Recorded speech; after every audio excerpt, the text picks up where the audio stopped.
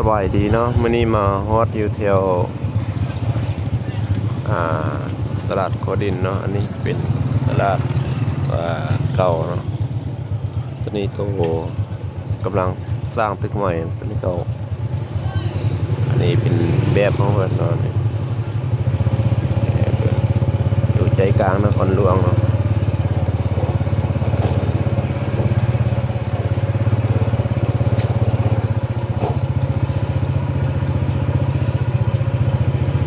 อันนี้เป็นแบบ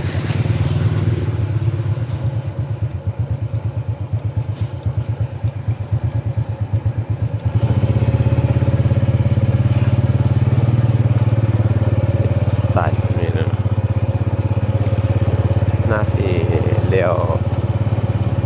ถ่ายปีนี้นะรถใหม่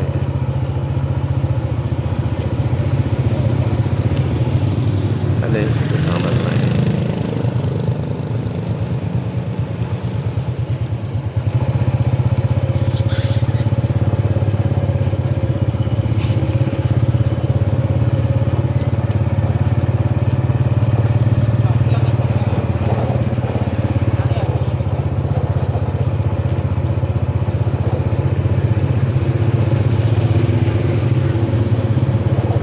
เอสไตล์นี่เนาะไม่มันก็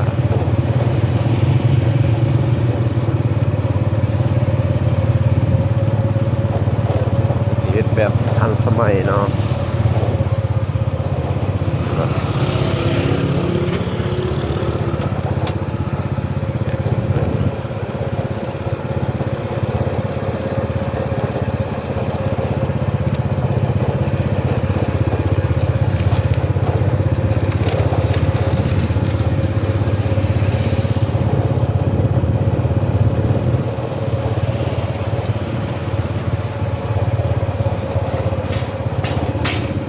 เฮ็ดเสื่อมสร้างตึกใหม่แบบ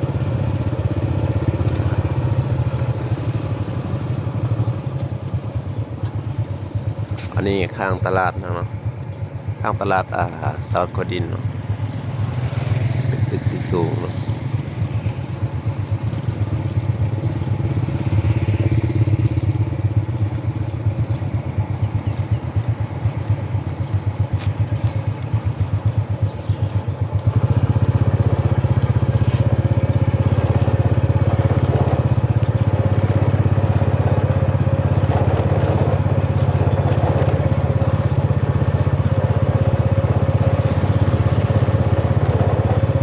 มีเฮ็ดเป็น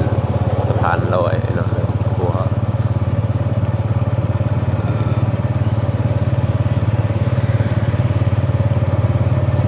สะดวกสบายการส่งสินค้า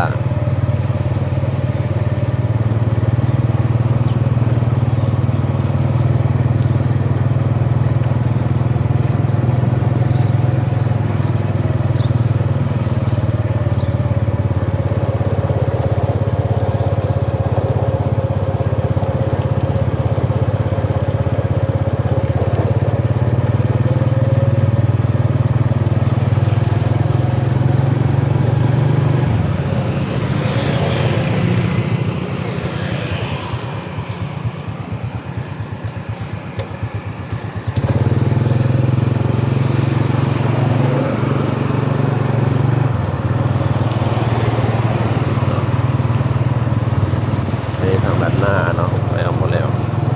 เดี๋ยวสิไปเบิ่ง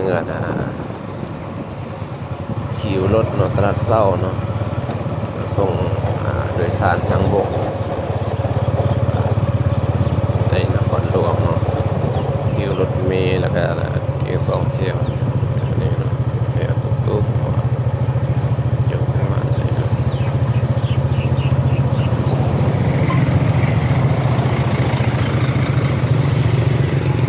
นี่มันสิมี